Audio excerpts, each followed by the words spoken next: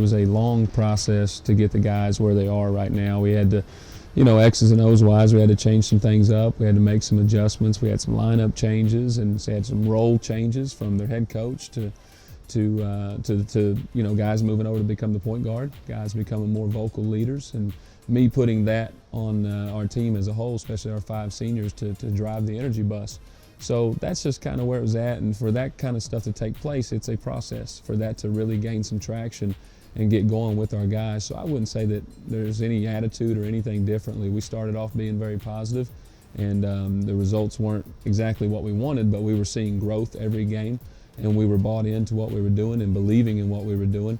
And now the results are what we want them to be, but the attitude and the approach are still the same. When you play with confidence on and off the court, and when you think you're better than your next opponent, that goes a long way. And it starts with practice, 24 hours, 48 hours before you play and tip off. We spent countless hours in the gym watching film, like 40,000 hours per week, and you only play 40 minutes. You know what I mean? So you got to stick to detail, and that's key that we been moving forward with, was sticking to detail, sticking to the game plan, and knowing what we have to do to execute to win. The confidence level is very high. We just come in every day knowing that we have a chip on our shoulders.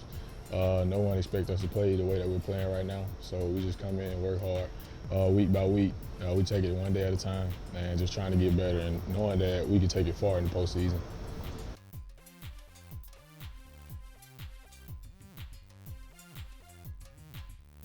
I would say the most consistent guys are especially my seniors.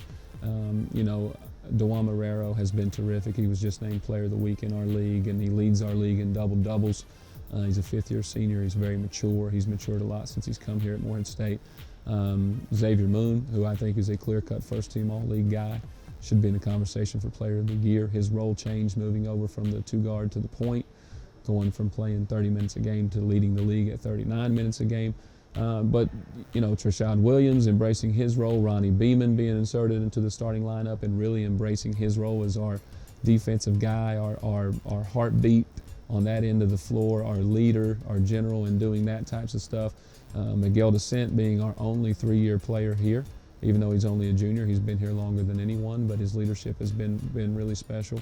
Trashad Williams, his energy and his focus and his coachability in the starting lineup, and then our other senior, Taekwon Bidding, has been terrific coming off the bench. You know, some games he's not playing as much as others based on matchups and things like that, but his attitude has been the same. He's bringing a positive attitude. He's working hard in practice. He's pushing guys around him because he understands that as he grows, as he competes, as he becomes better individually, so does our team. And so it's all those guys. They've been terrific to be around, and it's a lot of fun to come to work every day. You know, it's a gauntlet. You're heading down to Nashville to play a very good Tennessee State team, a very athletic team. It's a nationally televised game. It's going to be an unbelievable atmosphere. They're going to have 37 tubas in their band that are going to be a distraction. So we're going to make sure that we do our best to negate all of those things, block out the distractions, and keep our focus. And then you got to get a quick turnaround. You know, it's to play a very different game at Belmont with a quick turnaround, a short, light practice and film session on Friday to really change your focus and change gears to get ready for a very difficult team at their place. And of course you're playing on the road, as you saw at Eastern Kentucky the other day. They're going to play you tougher at their place than what you did here. And of course we're going to go back, and it feels like forever ago that we played Tennessee State and Belmont. And I think we're all 3 really different teams at this point, whether you're trending up, trending down, no matter what it is. You've got to reflect on that game, make the adjustments, and then keep with what you're doing and what's working right now and try to get your team a win. And Xavier and I told the team that this is a big week for us. You know, once you win, everybody else looks good, you know, no matter who plays.